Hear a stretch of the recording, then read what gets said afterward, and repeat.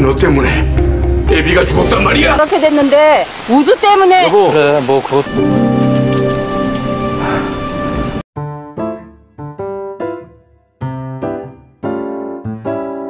Saat itu, Mary langsung mematikan teleponnya. Woju, si pria tukang selingkuh itu yakin Mary sedang berpura-pura jual mahal kepadanya. Sementara Mary bingung untuk apa mantannya menghubunginya setelah selalu menolak panggilan darinya. Apakah Woju tahu sesuatu? Keesokan harinya, secara kebetulan Baek Sang-hyun datang ke perusahaan nenek Woju sebagai perwakilan dari bosnya Lee Sung-woo, di mana mereka akan bekerja sama. Dan di sana, Jang Han-gu ingin memperkenalkan kepala tim mereka yang baru kepada Sang-hyun. Woju awalnya tidak menyadari siapa yang akan bertemu dengannya. Namun, setelah mendengar nama Baek Sang-hyun dari Beauty Palace, ia pun berpura-pura pergi ke toilet. Namun, pada saat itu ia malah bertemu dengan pamannya, Jang Han-gu bersama Baek Sang-hyun. Terpaksa, Woju menemui mereka dan berpura-pura mengenalkan dirinya. Beruntungnya, Baek Sang-hyun paham dengan kondisi Woju. Sebagai suami dari penerima hadiah rumah mewah, ia mungkin ingin merahasiakan hal ini dari perusahaan. Pada saat itu, Mary datang ke kantor Woju. Ia terkejut ketika melihat Woju sedang bersama Baek Sang-hyun, lalu ia bergegas memanggil Woju Yobo. Sang-hyun agak bingung melihat gelagat Mary dan Woju, di mana menurut Mary suaminya ini sedang lembur, tapi Woju sama sekali tidak terlihat seperti orang yang lembur. Penampilannya sangat rapi dan juga wajahnya terlihat fresh. 요즘에 너무 정신이 없어가지고. 그럼 먼저 가보겠습니다.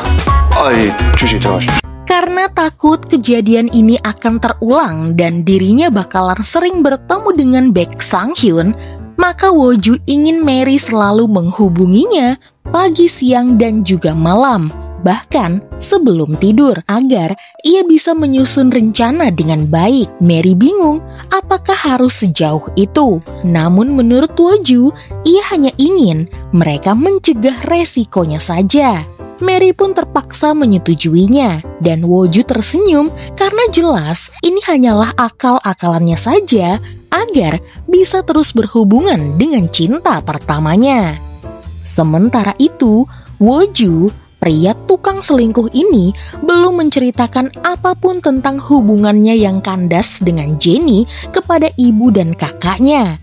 Padahal ibu dan kakaknya berharap banyak jika Woju segera menikah dengan Jennie. Saat itu, Woju meminta penjelasan kepada Jennie siapakah pria yang bersamanya. Tanpa rasa bersalah, Jennie berkata jika pria itu adalah tunangannya dan sebentar lagi ia akan menikah. Tentu saja Woju merasa dipermainkan. Ia lalu menyuruh Jennie untuk memilih dirinya atau pria tersebut. Jennie pun langsung memutuskan Woju karena baginya Woju bukan siapa-siapa. Barulah Woju sadar, rupanya Mary begitu berarti baginya. Sementara itu, Mary bertemu dengan temannya dan makan siang bersama. Ia tidak menyangka bertemu dengan Woju lagi dan mereka bertiga pun makan bersama. Teman Mary begitu terpana melihat ketampanan Woju. Ia pun langsung teringat dengan cinta pertama Mary saat Mary masih kecil, di mana Mary pernah menceritakan pertemuan singkatnya dengan seorang anak kecil yang baru saja kecelakaan. Sampai-sampai Mary rela memberikan boneka kesayangannya itu kepada anak tersebut. Woju pun sedikit terkejut bercampur senang. Rupanya dirinya adalah cinta pertama Mary. Akhirnya, malam itu Jin Gyong bisa makan malam bersama Woju. Apalagi Woju lah yang pertama kali mengajaknya untuk pergi. Karena menurut Woju, neneknya lah yang telah memesankan tempat ini untuk mereka sebagai ucapan terima kasihnya kepada Jin Gyong karena Jin Gyong sudah merawatnya tempo hari. Jin Gyong senang akhirnya ia bisa mengungkapkan perasaannya. Tapi pada saat itu Woju malah menceritakan pertemuannya dengan cinta pertamanya. Dan gadis itu adalah Mary, pasien yang pernah ia bawa ke hadapan Jin Gyong. Jin Gyong lalu bertanya kenapa tidak dari dulu Woju mencari keberadaan cinta pertamanya. Di sana, Woju pun berkata jika ia sudah pernah mengunjungi rumah Mary sebelum berangkat ke Amerika. Dari balik pintu pagar, ia mendengar jika rupanya ayah Mary terlibat kecelakaan dan tewas. Ayah Mary rupanya ingin memberikan pernyataan tambahan terkait kecelakaan yang menimpa orang tua Woju. Karena ada yang kelupaan, makanya ayah Mary kembali ke kantor polisi dan malah berakhir kecelakaan. Menurut Ibu Mary, semua itu terjadi karena ayahnya terlalu ikut campur dengan kecelakaan yang menimpa orang lain. Dan di sana, Woju jadi merasa bersalah dan memutuskan untuk tidak menemui cinta pertamanya. Jin Gyong lantas mendukung keputusan Woju. Ia berharap Woju tidak memberitahukan apapun kepada Mary. Ia beralasan untuk menjaga perasaan Mary. Padahal demi menjaga perasaannya yang lagi-lagi gagal menyatakan cinta kepada Woju karena malam itu momennya jadi kurang tepat. Jadi pada malam itu untuk meluapkan kesedihannya karena mungkin dia sudah gagal mendapatkan hati Woju, maka Jin Gyong bermain piano di ruang tunggu rumah sakit. Ia tidak sadar jika rupanya Baek Sang Hyun sedari tadi memperhatikannya. Keesokan harinya, keluarga Woju mengadakan peringatan acara kematian orang tua Woju di kuil. Bibi Woju, Kim Myeon, dan Eungsu malah mendiskusikan apa yang harus mereka makan setelah acara ini. Eungsu kesal karena mereka lagi-lagi makan di restoran Gukbap, kesukaan mendiang ayah Woju. Eungsu berkata, padahal hari ini adalah ulang tahun Woju dan tonkatsu adalah makanan kesukaannya. Semenjak kecelakaan tersebut, ulang tahun Woju sama sekali tidak pernah dirayakan. Kim Myeon berkata, tentu saja karena kecelakaan yang menimpa orang tua Woju adalah kesalahan Woju. Dan di sana, Woju tidak sengaja mendengarnya. Pada hari kematian orang tua Woju, Woju menceritakan kecelakaan tersebut kepada neneknya. Dari sana, mereka tahu jika pada malam kecelakaan itu, Woju yang saat itu berulang tahun merengek kepada orang tuanya karena mainan kesayangannya malah diberikan kepada Eungsu.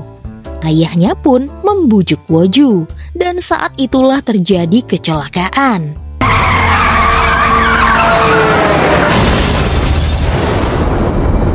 Pada saat itu, kakek Woju pun mengecam tindakan cucunya dan mengusir Woju ke Amerika. Mereka semua menyalahkan Woju. Namun, tanpa mereka semua ketahui, sebenarnya kecelakaan tersebut sudah direncanakan oleh orang yang tak lain dan tak bukan Jang Han-gu sendiri.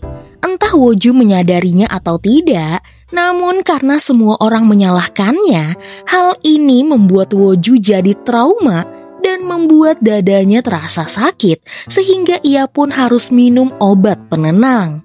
Namun, pada saat itu tiba-tiba ia mendapatkan pesan dari Mary yang menghubunginya dan mengucapkan selamat ulang tahun. Mary berencana membuatkan Woju makanan sebagai ucapan terima kasih karena Woju sering membantunya. Pesan dari Mary membuat Woju sedikit bisa bernafas lebih lega. Ia pun setuju untuk datang ke rumah Mary. Mary pun bergegas memanaskan masakan-masakan ibunya. Ia bahkan menghubungi ibunya dan bertanya bagaimana cara memasak sup rumput laut. Ibunya penasaran siapakah tamu yang akan datang ke rumah Mary.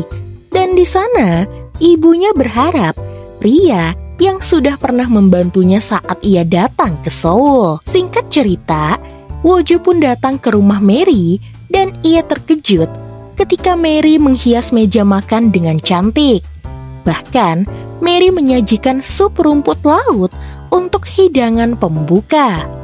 Woju pun berkata, sudah lama sekali semenjak kematian orang tuanya, ia tidak pernah merayakan, bahkan makan sup rumput laut di hari ulang tahunnya.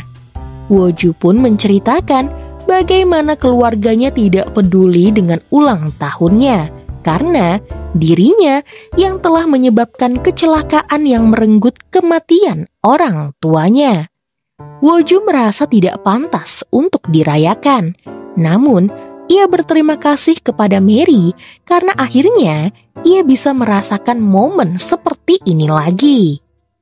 Lalu, pada saat itu dua pelangi muncul. Mary langsung mengajak Woju untuk melihat keindahan alam tersebut bersama-sama. Menurut Mary, jika kita membuat permohonan, maka harapan mereka akan terkabulkan. Woju pun tersenyum mendengarnya.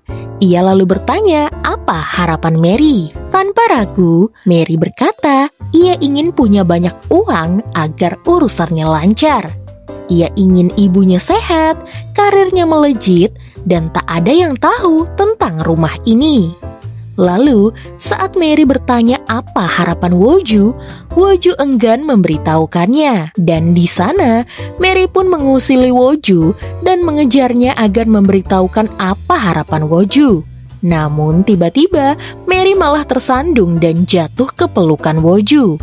Dan karena terbawa suasana, maka kemudian Woju pun mendekatkan dirinya ke wajah Mary. Dan tanpa mereka berdua ketahui, rupanya Woju, mantan Mary, si tukang selingkuh, berada di depan rumah Mary dan melihat mereka berdua.